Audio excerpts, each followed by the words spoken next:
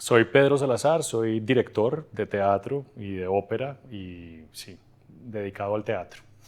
Yo desde niño quería hacer teatro, ¿no? Tenía como una conjunción rara entre el teatro y la música, dentro de lo que era el espectáculo escénico, y siempre me generaba una sensación de maravilla y de curiosidad enorme. Desde los 4 años tenía una sensación me acuerdo cuando venían los espectáculos de patinaje en el hielo al Coliseo del Campín, ¿no? Pues me generaban sobre todo la apertura del telón y después como todas esas personas que estaban deslizándose como volando, pues para mí era una cosa muy insólita para un niño que vivía en Bogotá, que de pronto apareciera esta magia. Y yo creo que mi fascinación con el teatro empezó desde muy temprano. Tuve acceso a la música porque mi abuelo fue fundador de la emisora HJCK, ¿no? Entonces desde niño también tuve formación musical, no por eso, sino pues porque me gustaba y porque en el colegio siempre estaba como en el grupo de música, nunca fui del grupo de los deportistas, sino más como desde el de los músicos. Y, y tuve acceso a ver teatro. Mi papá en un momento fue de la Junta Directiva del Teatro Popular de Bogotá, dirigido por Jorge Litriana. Entonces en la adolescencia tuve la posibilidad de ir a ver obras que se producían acá de mucha imaginación con nuestros actores en ese momento.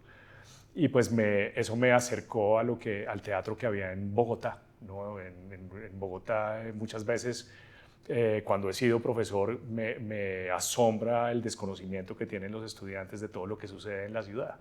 Es una ciudad que tiene una vida cultural y que siempre ha tenido de alguna manera un movimiento. Hoy, por ejemplo, estamos acá haciendo esta entrevista desde el Teatro Libre de Chapinero, que es otro teatro de mucha trayectoria. Entonces, claramente esos teatros me impactaron a mí creciendo, pero también el acceso al teatro musical americano, donde de alguna manera se mezclaban esos dos mundos que a mí me encantaban, ¿no? La música y el teatro. Y por ende decidí tener una carrera en teatro y explorarlo como opción profesional. En ese momento en Colombia existían pocas posibilidades de desarrollo profesional. Existía la Escuela Nacional de Arte Dramático, que la cerraron en los 90, justo cuando me estaba graduando del colegio. Y en ese momento el Teatro Libre estaba empezando, la Escuela del Teatro Libre, un poco en reemplazo de esa ENAD que estaban cerrando en ese momento.